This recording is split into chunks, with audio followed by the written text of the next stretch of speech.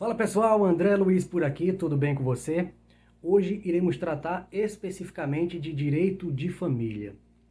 Diante de todas as dúvidas que surgiram nas últimas semanas para mim, eu resolvi gravar esse vídeo e responder as 13 dúvidas mais recorrentes do direito de família. É claro que 13 dúvidas e dentro de cada pergunta existe outros questionamentos. Eu vou explanar sobre alguns perigos de regimes de casamento, por exemplo, tipos de divórcio, enfim.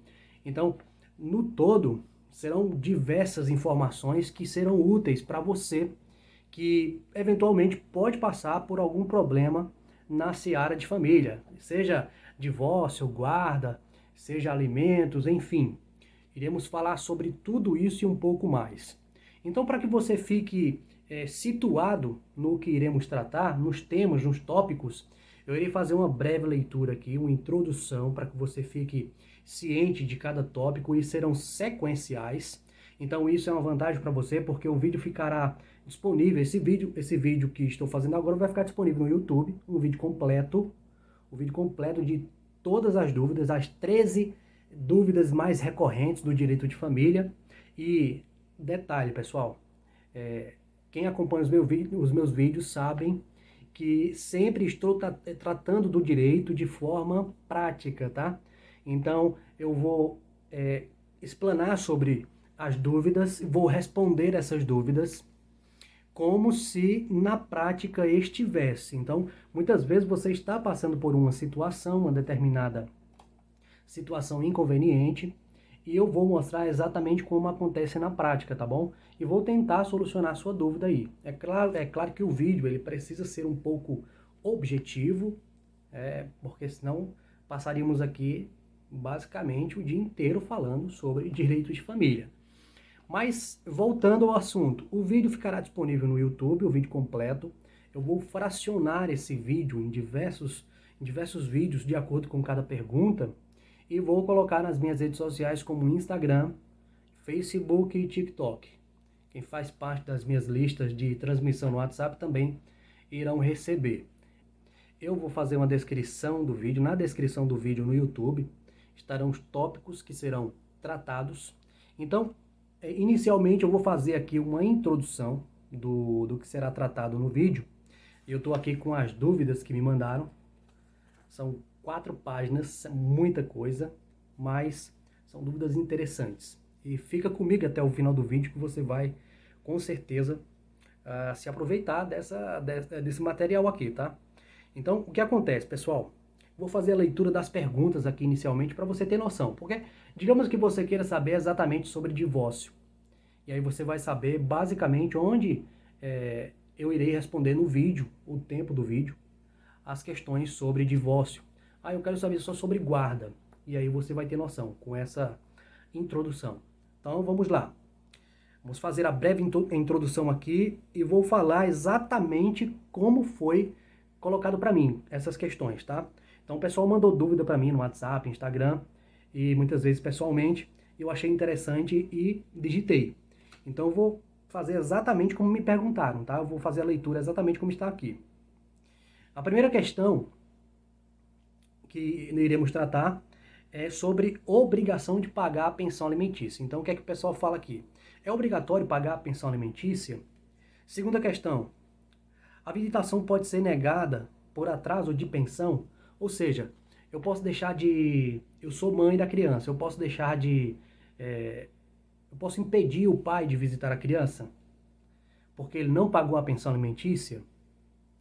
Vamos ver isso aí. Vamos ver se pode. Quem fica com a guarda do menor em caso de processo judicial, em caso de separação, em caso de divórcio? Quem fica com a guarda? Como é isso? Então iremos tratar sobre isso. E aqui a gente já tem alimentos, a gente já tem visitação, guarda. Então fica já anotando aí os tópicos para você ter noção, porque vai ser sequencial, tá? Vamos lá. A gestante pode pedir pensão alimentícia para a criança ainda no ventre, ainda no útero. Então, pode pedir pensão alimentícia quando está grávida, durante a gestação? Assunto interessante. O cônjuge pode pedir pensão alimentícia ao outro? Vamos ver. O filho fora do casamento tem direito à herança? Muito interessante, né? Muito interessante. Vamos ver isso aí também. Pergunta 7. Bem, a pergunta 7 é muito interessante. Envolve alienação parental e diversos outros fatores que pode ocasionar uma seara criminal, tá? É basicamente o seguinte: se você é mãe ou pai e você está com a guarda da criança e impede o outro de visitar a criança, o que pode acontecer com esse impedimento? Você pode impedir? Se você impedir, o que pode acontecer? Quais são as consequências? Pergunta 8 aqui. O que é regime de comunhão parcial de bens e como funciona? Então aqui a gente vai fazer uma explanação sobre regimes de casamento. Quando você casa, você escolhe o regime que você quer vincular o seu casamento, tá? E o regime ele vai interferir diretamente em divisão de bens, dívidas posteriores, em um eventual divórcio, tá? Então tudo isso a gente vai tratar. O que é regime de comunhão total de bens e como funciona? E o que é regime de separação total de bens e como funciona?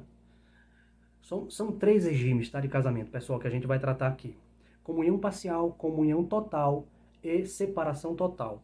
Muito interessante o tema, muito interessante. E aí, a gente vai tratar sobre uma visão geral de divórcio. Muito interessante também o que é divórcio judicial, o que é divórcio extrajudicial, o que é divórcio judicial consensual, litigioso, quem pode fazer divórcio extrajudicial. Tudo isso iremos tratar e é extremamente importante para você. E a última questão, que é muito recorrente, em dúvidas dos meus clientes, dos meus seguidores, é o que é união estável e como caracteriza esse instituto da relação interpessoal. Pessoal, essa é a introdução do vídeo, iremos tratar sobre cada tópico aqui. Fica comigo e vamos dar início.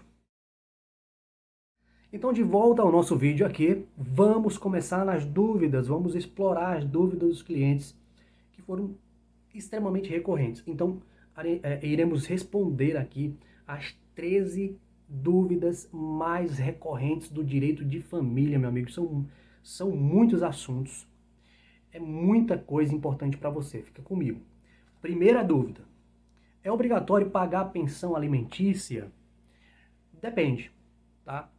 Imagine que você é uma mãe, se separou do pai, do seu filho, e o seu filho tem 10 anos de idade. Então, obrigatoriamente, o pai precisa pagar a pensão alimentícia, sim, tá? Como é que eu vou buscar esse direito, André? Você pode entrar num consenso com o pai, ajuizar uma ação de alimentos. Essa ação de alimentos ela pode ser consensual, pode ser litigiosa. Tá? Se o pai não quiser pagar os alimentos, vai ser litigiosa, ou seja, não tem consenso. Se for consensual, amigável, pode sim também ajuizar uma ação de alimentos já com todos os termos previstos. O valor da pensão, como será paga, será por meio de Pix ou transferência bancária, enfim. Isso o casal que vai decidir. André, e o valor da pensão alimentícia? Qual é o valor normalmente? Bem, isso depende do salário do pai, ou seja, de quem vai pagar os alimentos, e a necessidade do filho. Tá? Isso é muito importante. E o que vai interferir também é se a guarda ela é compartilhada, se ela é unilateral, ou seja, se ela é só da mãe ou se é da mãe e do pai. Isso vai interferir um pouco também. Mas, via de regra, é entre 20% a 30% dos proventos do pai. Se o pai for desempregado, pessoal. O pai é desempregado, não tem nada. Então, o juiz vai fixar com base no salário mínimo, certo? O mesmo percentual, entre 20% a 30%, isso vai depender do entendimento do juiz. Tá bom? Eu estou falando de maneira geral aqui, estou falando da regra. Tá? Tem diversas exceções de acordo com o caso concreto, mas via de regra é isso. Mas imagine que o pai é menor. O cara tem 17 anos lá e é pai da criança. E aí? Pode pagar a pensão alimentícia sendo menor? Normalmente, busca-se as vias, as vias excepcionais, tá? E aí o pai desse rapaz e a mãe, os avós da criança, poderão ser responsabilizados com a pensão alimentícia, tá? Mas isso é via de regra, tá? Isso é a visão geral, tá bom? Então, sobre pensão alimentícia, é isso. Pessoal, vamos para a segunda pergunta. A segunda pergunta fala sobre visitação. E aí ele diz assim: a visitação pode ser negada por atraso de pensão? Ou seja, pessoal, a mãe, por exemplo, pode impedir o pai de visitar a criança porque ele não pagou pensão alimentícia? A resposta é não. Ela não pode impedir o pai porque ele não pagou pensão alimentícia. O filho, lembre-se, não é objeto de negociação, tá? Então, você que está com a guarda da criança, não pode impedir o pai de fazer as visitações de direito porque ele deixou de pagar a pensão alimentícia. André, e como é que fica? O cara deixou de pagar a pensão alimentícia, e aí? Meu filho tem que comer, meu filho tem que se vestir. Concordo com você. A via adequada e aconselhável é uma ação judicial de alimentos. Então você não pode simplesmente negar o direito do pai, mas você pode buscar o seu direito e o direito do seu filho ou filha. Tá? Então a ação de alimentos é a ação cabível para esse tipo de situação. Tá bom? Então é isso sobre pensão alimentícia. E uma coisa interessante nessa situação é que imagine que você impede o pai de ver o filho ou a filha, e aí o pai ajuiza uma ação de guarda unilateral. Ele tenta buscar a guarda do filho ou da filha unilateralmente, ou seja, só para ele. Por quê? Ele vai alegar muito provavelmente uma alienação parental. Você está impedindo no contato dele com o filho ou com a filha. Tá? Muito importante. Você pode sofrer sanções até criminais, se for caracterizado a alienação parental. Isso, pessoal, via de regra, cada caso é um caso. E cada caso precisa ser analisado concretamente, tá? Falando na via geral, tá bom? Então, tome cuidado com isso. Pessoal, vamos para a terceira pergunta. Muito importante esse tema. Muito importante esse tema. Quem fica com a guarda do filho ou da filha em caso de separação? Isso depende, tá, pessoal? Digamos que tem uma relação consensual. Você conversa com seu esposo, vocês têm uma boa relação, se separaram bem, e aí vocês podem, eventualmente, concordar em termos da petição inicial quando for ajuizar a ação de guarda. Então vocês conversam e chegam a um acordo que o filho ficará com a mãe, o lar de referência será o da mãe. E o pai fará as visitações legais. Então estabelece-se as visitações em finais de semana ou de 15 dias.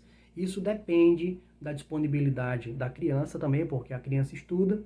Então é importante que se faça uma divisão de horários que não prejudique as atividades diárias da criança. Muito importante isso. Mas pode-se chegar a um acordo. E se não houver acordo, se não houver alguma forma, alguma possibilidade de resolver esse impasse amigavelmente, ajuiza-se a ação de guarda e aí o juiz decide. Importante relatar que analisa-se a capacidade psicológica, financeira, a capacidade de cuidar e educar a criança, e aí o juiz, com base em todos os fatos e fundamentos, provas documentais e testemunhais, o juiz vai decidir quem fica com a criança e como será a forma de visitação. A guarda pode ser compartilhada, a responsabilidade do pai e da mãe, e a guarda também pode ser unilateral, ou seja, só de um. Mesmo sendo unilateral, é importante ressaltar que o pai ou a mãe, independente de quem fique com a guarda, deve permitir as visitas, ou seja, uma das partes tem direito legal de visitação, mesmo sendo uma guarda unilateral. Tá ok? A diferença é que a guarda unilateral você tem a integral responsabilidade pelo seu filho. Muito importante que fique claro isso. mas isso é relativo, tá?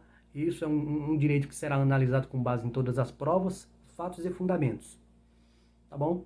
Mas, via de regra, é isso. Pode-se buscar uma ação judicial de guarda, seja guarda unilateral, seja guarda compartilhada. Se for consensual, melhor, tá ok? Vamos para a quarta dúvida. Então, meus amigos, quarta dúvida sobre as 13 dúvidas mais recorrentes do direito de família. A quarta dúvida fala sobre alimentos gravídicos. E o que significa isso, André? A gestante pode pedir alimentos mesmo com o filho ainda no seu ventre? A resposta é sim, sem dúvida. Absolutamente sim. Você que está gestante, passando por uma situação complicada, a gestação durante 9 meses, você precisa de apoio financeiro, de suporte financeiro. E o pai tem a obrigação legal de pagar a pensão para pagar os gastos de exames, consultas, transporte, você pega Uber, tudo isso, gastos com alimentação, tudo isso é obrigação de ambas as partes, dos genitores, tá? Não é só da mãe. Então, os alimentos gravídicos, eles são legais, é uma obrigação do pai fornecer os alimentos. Então, não deixe esse direito jogado ao vento. Procure seu direito e, se possível, se não for possível uma relação amigável, ajuize uma ação de alimentos e peça os alimentos provisórios. Procure um advogado da sua confiança e, muito provavelmente, os alimentos provisórios serão concedidos.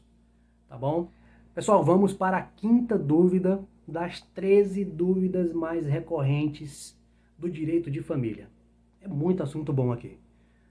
Cônjuge pode pedir pensão alimentícia para o outro? Imagine a seguinte situação. Você tem 55 anos de idade e convive com a pessoa há 20, 15 anos. Aquela pessoa nunca deixou você trabalhar, você já tem 2 filhos, sempre foi dona de casa, não tem ensino médio completo, não tem uma renda financeira, e aí vocês resolvem se divorciar. Como é que fica a sua situação? Você pode pedir a pensão para o cônjuge, para o seu ex-esposo? Pode sim. É um assunto muito controvertido ainda na jurisprudência, no entendimento jurisprudencial no direito brasileiro. Entretanto, é possível sim. É possível sim. Agora, é um tema subjetivo, não é garantido. Eu, como advogado, nunca dou 100% de certeza. Sempre analiso caso a caso, o caso concreto, analiso os fatos, analiso a situação do cliente para depois dizer para ele a possibilidade e a probabilidade do seu direito. Mas, mesmo com todo o direito, mesmo sendo um direito bom, o direito ele não é absoluto. Então, preste muita atenção nisso. Sempre que um profissional te fizer promessas, fique com o pé atrás, tá? Então é importante procurar um profissional da sua confiança, habilitado e especializado. É isso. Sobre alimentos de cônjuge para cônjuge é possível sim. Entretanto, é um direito relativo, subjetivo, depende muito do caso. Pessoal, vamos para a sexta dúvida. Sexta dúvida das 13 dúvidas mais recorrentes do direito de família. É muito assunto bom, pessoal. Olha só essa dúvida que mandaram para mim. Filho fora do casamento tem direito à herança?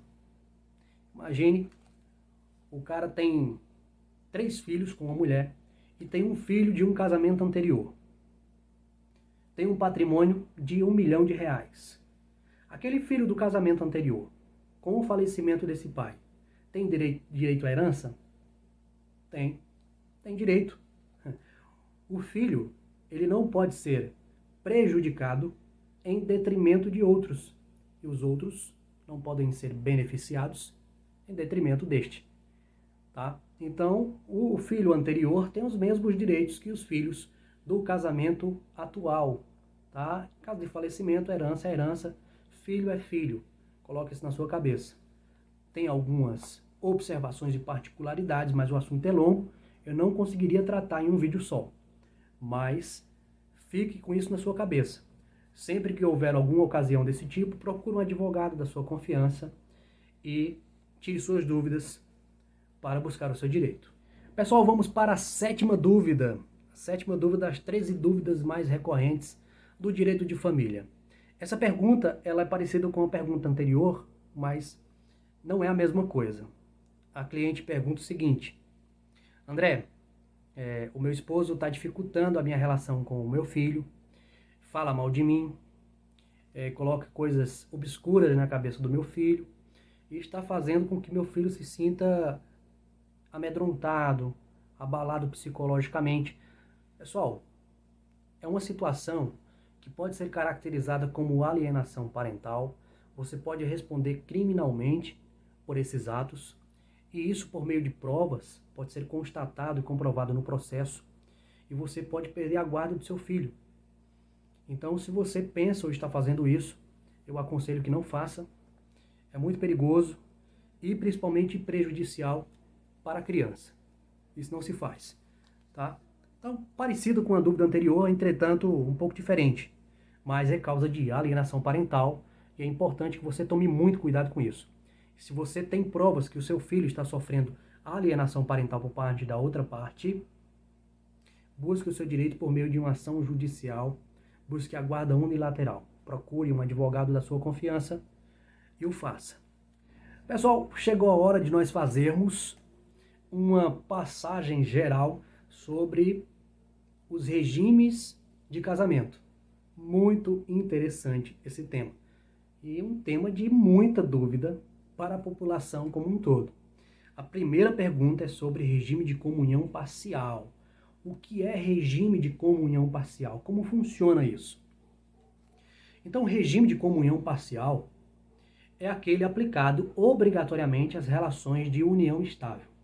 Aquelas relações que não são, muitas vezes, regularizadas e que muitas vezes são regularizadas perante o cartório e o casal não opina por nenhum regime. Então, o regime convencional é o de comunhão parcial de bens. Isso significa o que, André, exatamente? Comunhão parcial. O nome já diz, parcialmente serão divididos em caso de separação os bens adquiridos pelo casal. E como funciona?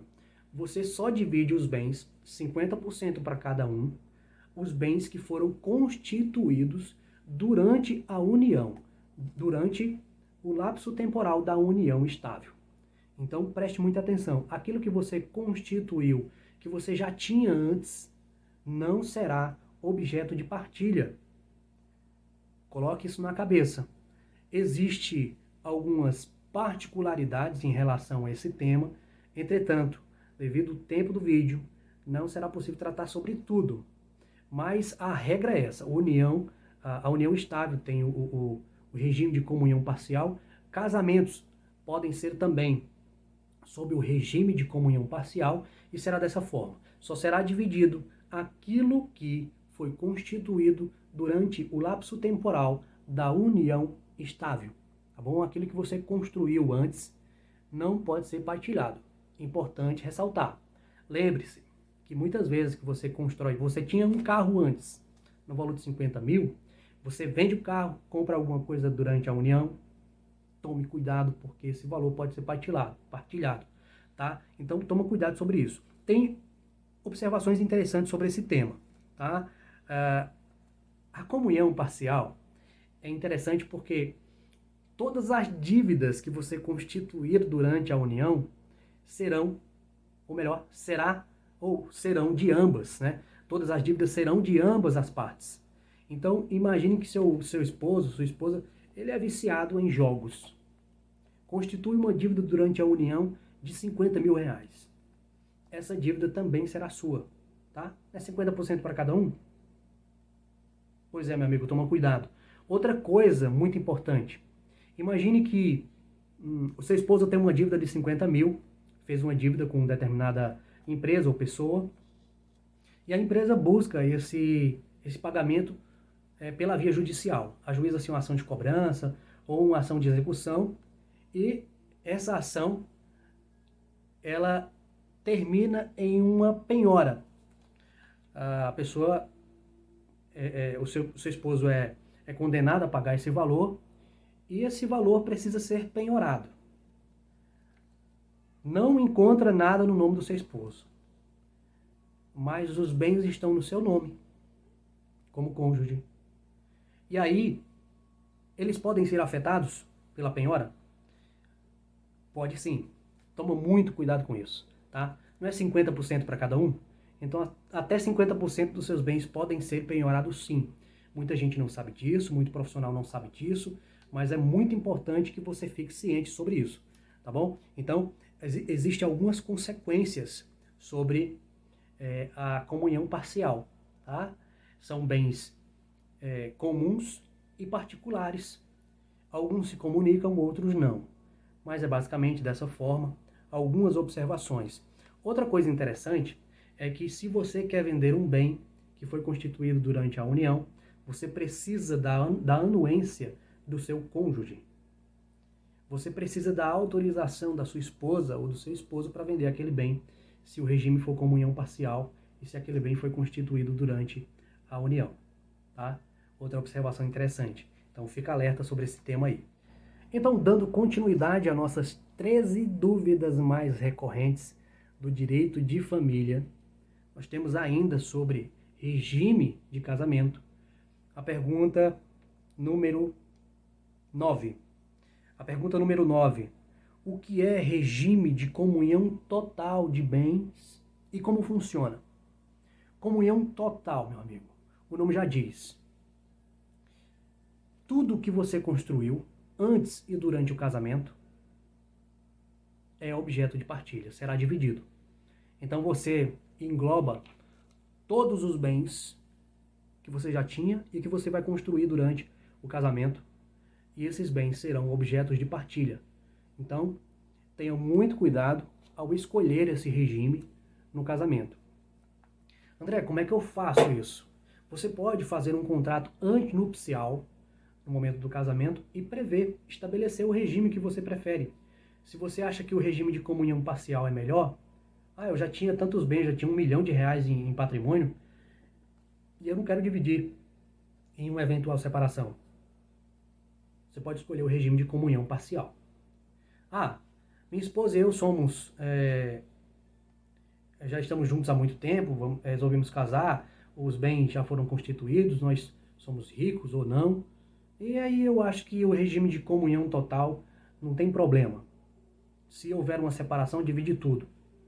Então você pode escolher esse regime de comunhão total, tá?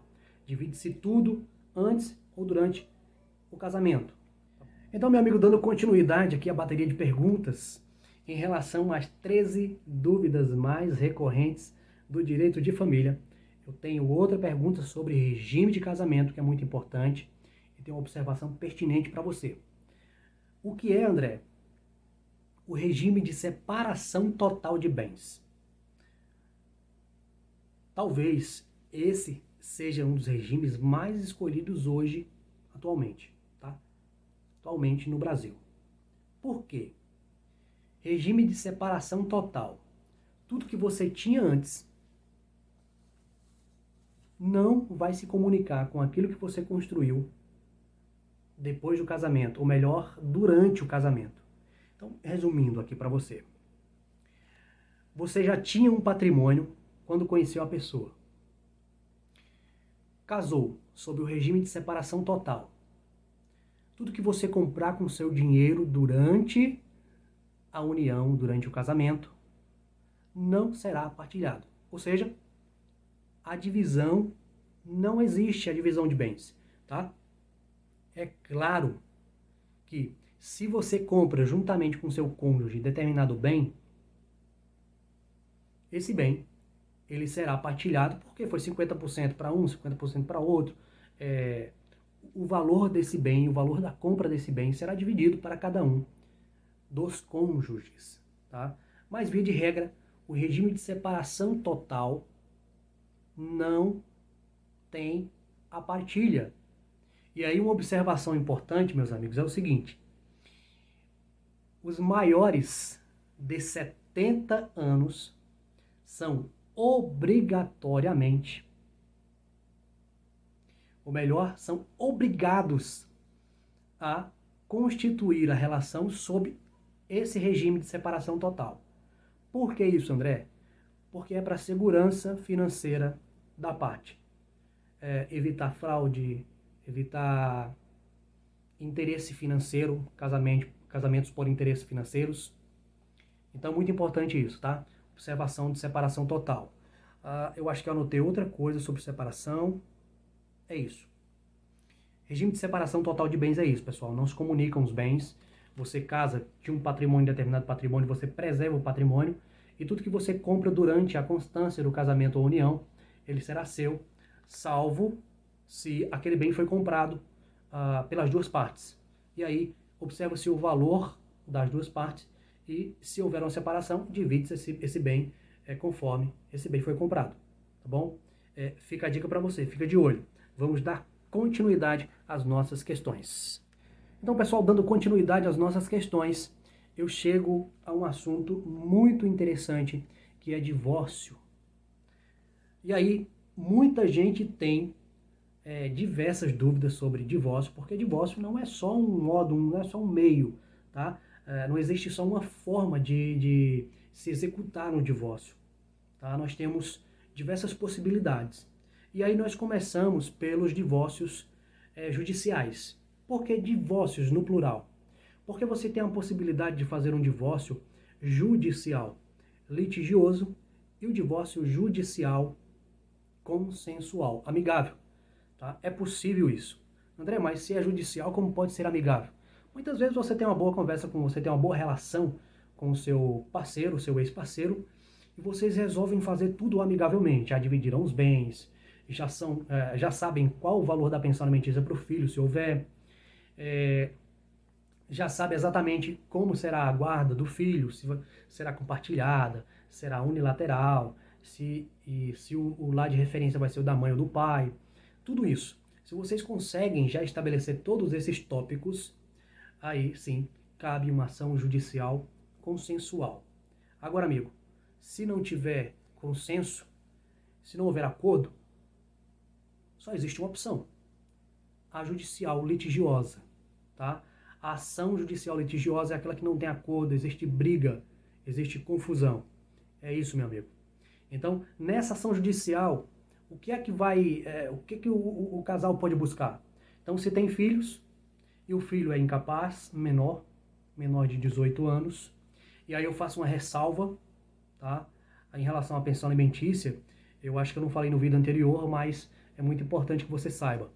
A ação de alimentos, o que pode ser também acumulado com ação de guarda, separação, divórcio, no caso. O filho que tem até 18 anos, ele tem direito à pensão alimentícia, e acima de 18 até 24 anos é uma exceção, se fizer faculdade, curso técnico, enfim, ou viver em situação de extrema pobreza, tá? São situações que serão analisadas em concreto, tá? Então, o caso concreto que vai dizer, mas via de regra é isso. Então, você ajuiza a ação de divórcio litigioso, e aí você pode acumular com a guarda, se vai ser guarda unilateral, se vai ser guarda compartilhada.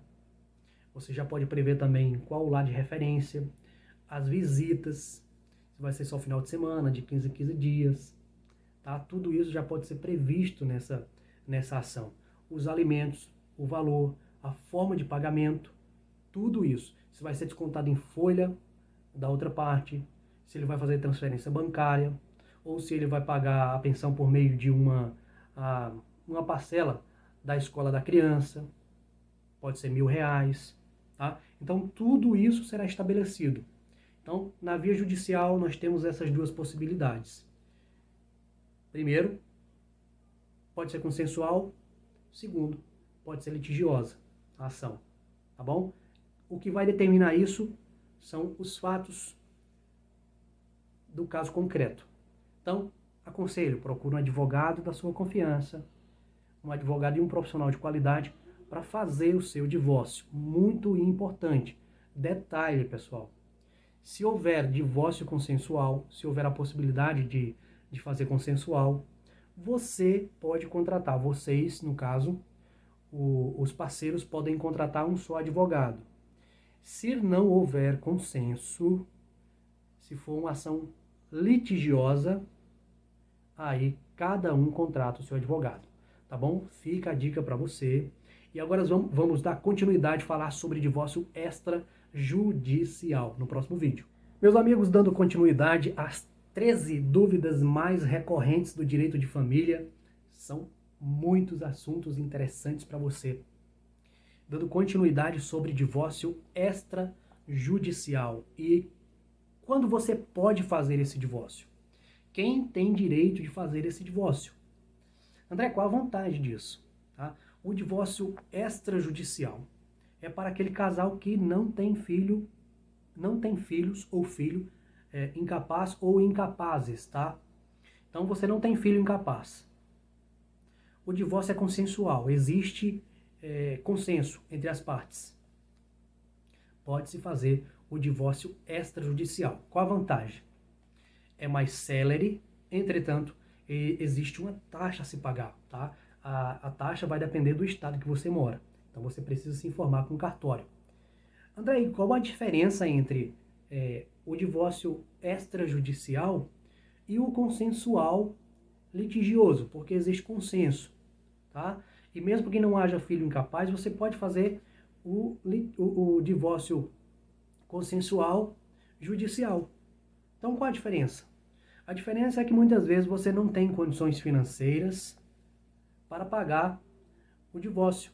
E aí, o divórcio judicial consensual, ele pode ser feito por meio do judiciário, tá? Com a homologação de um juiz, e você pode pedir a gratuidade da justiça. Então, você não vai pagar taxa alguma. Essa é a diferença. O extrajudicial, você não tem filhos, incapaz, e tem um consenso. Entretanto, você vai pagar a taxa, tá bom? Você pode contratar um advogado de sua confiança, ou cada parte pode contratar os seus advogados. Lembrando que seja divórcio litigioso, seja divórcio consensual judicial, seja divórcio extrajudicial, meu amigo, todos eles obrigatoriamente precisam do auxílio e da presença de um advogado.